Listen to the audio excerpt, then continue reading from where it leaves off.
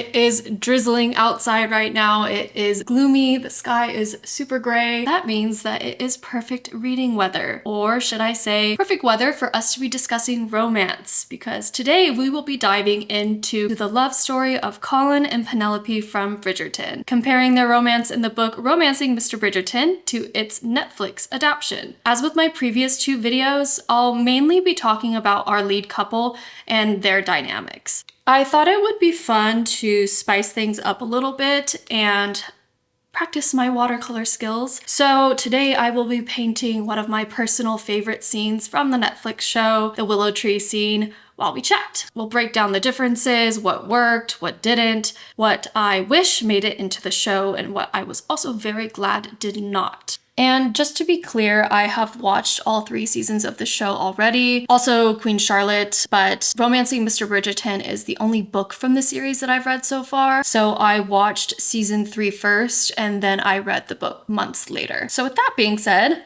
let's get started. First up, Colin and Penelope's dynamics.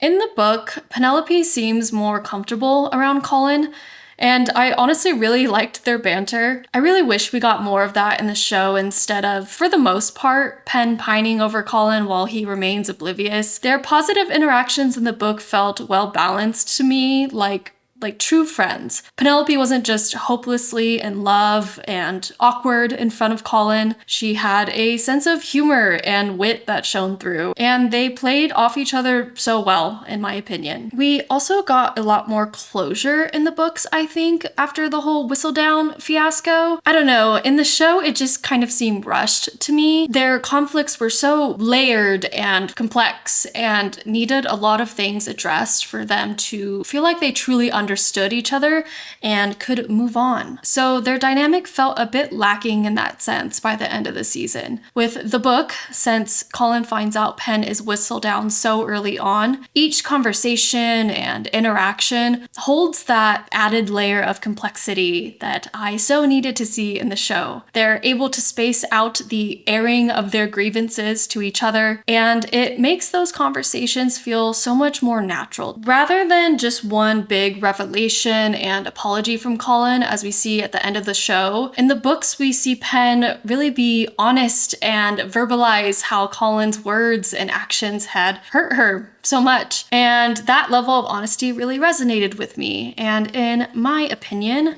strengthened their relationship. One thing I didn't like in the book was how Colin admits that half the time he only danced with Pen because Violet reminded him to, and the other half was so that Pen didn't feel left out. In the show, I fully believe that Colin danced with Pen because he simply wanted to, because he enjoyed her company and wanted to spend time with her. To add to that, Colin really did not seem to know too much about Pen's feelings for him in the show. He guesses them in the book and ends up being right. But in the show, especially at the beginning of the carriage scene, he hopes she reciprocates his feelings.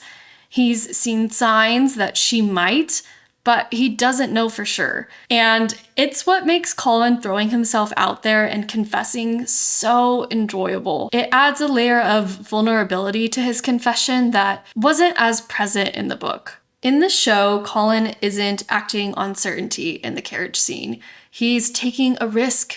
He is exposing himself emotionally. And that moment feels so rewarding because he's the one yearning. He's the one hoping, and he is the one who has to wait for an answer. It shifts the power dynamic in the relationship and was just such a joy to watch overall. But the real kicker for me, the general lack of the Pen nickname in the book.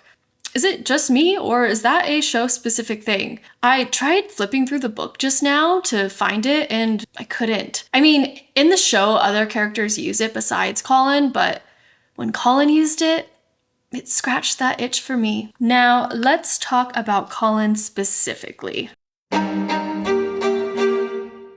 If you choose to look at his character in the book through the lens of when the book was written, as in over 20 years ago, perhaps his actions wouldn't seem too bad. And by that I mean Colin thinking, I'm going to kill her, or forcing Pen to drink champagne, or yelling at her and grabbing her arm hard enough that he knew it would bruise, among other things.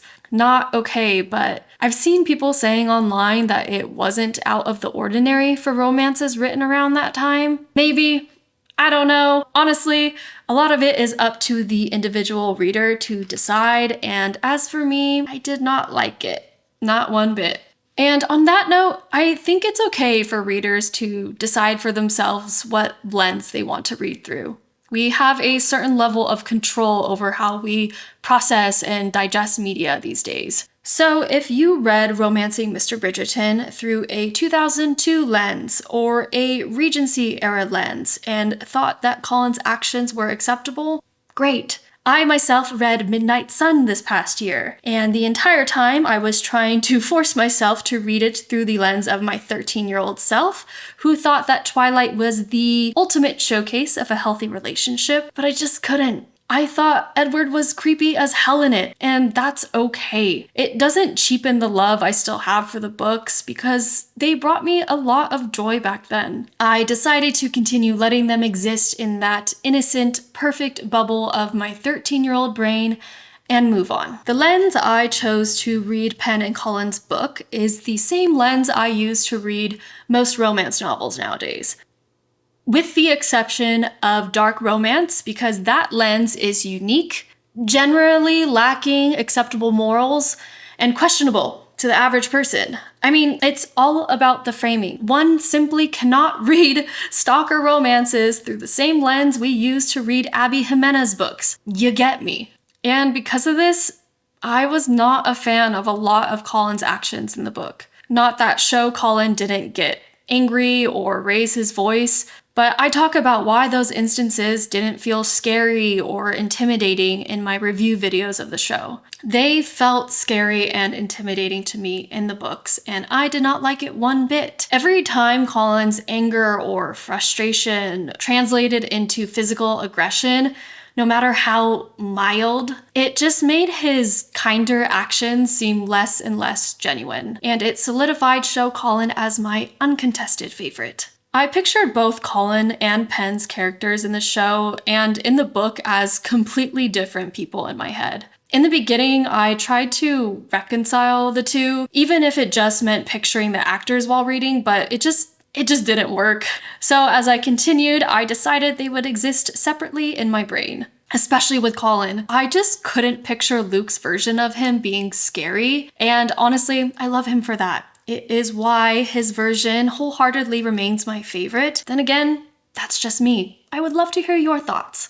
I will say though, it was fun at times to hear Colin's inner dialogue in the book. He did have his moments. For example, when he acknowledges that very few people knew Pen well and that he was lucky to be one of them because he got to see sides of her she didn't show others, like her wit and her smile. That was adorable. Or how he realized he wanted to kiss Pen before she even brought it up during their first kiss scene. I was a fan.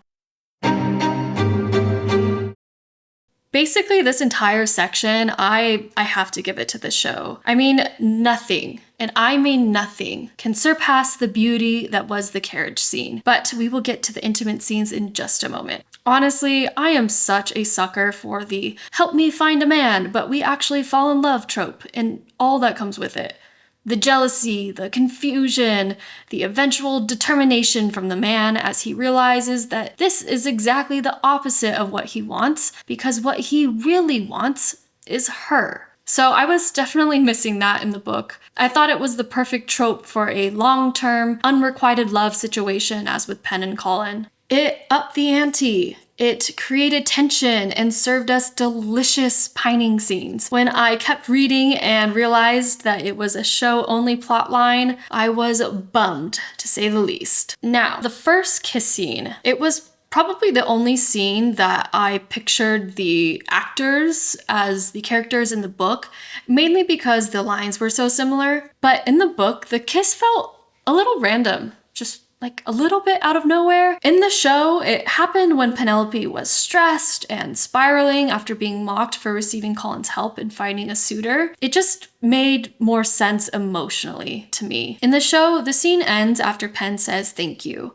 Thank God. Because in the book, the conversation continues from there, and we end on an angry note. It left no room for two of my favorite post-kiss scenes that we get to see in the show. Colin's romantic dream and the perfect awkwardness that we get to see in the willow tree scene. So in that regard, I think that the show writers chose wisely in how they decided to execute the kiss. Although, I will say that I loved that the whole scene was told from Colin's point of view in the book. I am a sucker from the man's point of view in general when it comes to romance novels, and especially when it's their point of view during kiss and spicy scenes. So the book did not disappoint in that sense. We feel Colin's confusion as he questions why the hell he wants it so much, why exactly he's enjoying it so much. And then we hear his wonder when he realizes that she is changing everything he thought he knew about intimacy. To quote, "Everything else had been mere lips and tongue and softly murmured but meaningless words.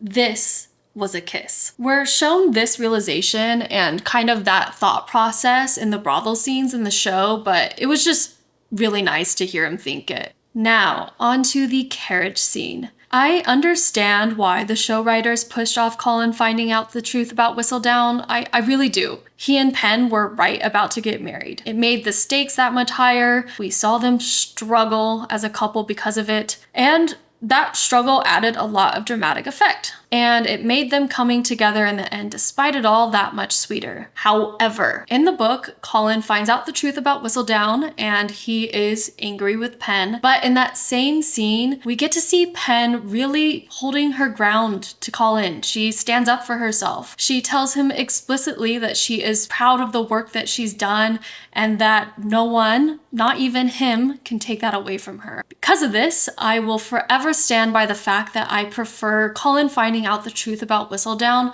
before they become truly intimate, as he does in the book. With the biggest secret already revealed between them, it just makes the sex scenes that much richer, that much more meaningful and emotionally satisfying. It's not just about physical intimacy, it's about the layers of trust between them. It's about Colin loving Penelope with the full knowledge of who she truly is, secrets and all. And it's also about Pen loving Colin for that same reason, especially since she got to stand up for herself and own her pride in her accomplishments before sharing her body with him. That aside, let's compare the two carriage scenes overall. Now, I am pretty picky when it comes to my spicy scenes, and I thought that the book scene was good. Overall, I liked the talking and the teasing. I thought that was fun. But nothing, and I mean nothing, holds a candle to the show's execution of the scene. Colin sprinting to catch up to her, his desperate confession, Pen running her hand through his hair and his smile in response, the wordless consent, the fact that all we got was her bare shoulder,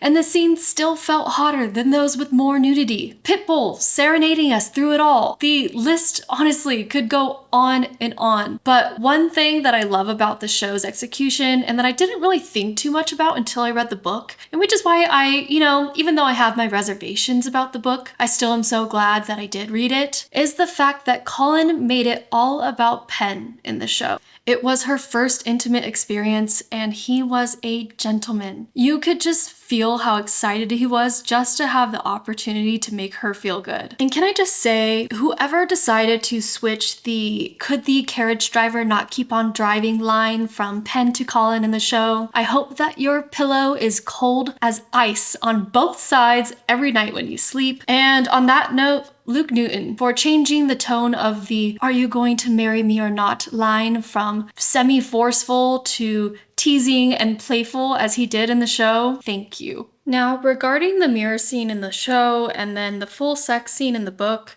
I stand by the fact that Colin knowing Pen's secret before they became intimate made those moments feel deeper and more meaningful in the book. It established a different level of trust between them. But when it came to the actual execution of the sex scene, it just didn't hit the same for me. Some of the awkwardness that felt endearing in the show came across as a bit choppy in the book, which took away from the moment. So while I love the context of Colin and Pen's intimacy in the book, the way it played out just didn't have the same impact as the show's execution.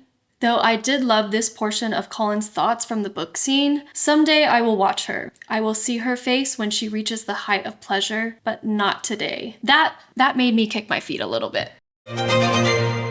At the end of the day, I genuinely enjoyed comparing Colin and Penelope's love story across both versions. The book had its strengths, but for me, the show really delivered on emotional depth and tension and some of the most satisfying romantic moments I have seen in a while on television. In the show, Colin's character definitely felt more balanced, and their love story had an added layer of tenderness that really resonated with me. Colin's speech in the book was cute, but I definitely preferred Penelope's speech in the show. It was just such a powerful moment to round out the show overall and also highlight her character development. And also, side note, but I did not realize that the Bridgerton siblings were named in alphabetical order until I read the book. It was such a charming detail. Of course, regarding this beloved couple of ours, personal preferences definitely play a huge role. So I would love to hear your thoughts. Did you prefer the book or the show? What moments stood out to you? What are some things that I missed that you would like to bring up and have a discussion about? Please, please, please do share in the comments. And if you made it this far, thank you so much for watching. I will be posting some more book reviews, some show reviews, and more in the future. So until next time.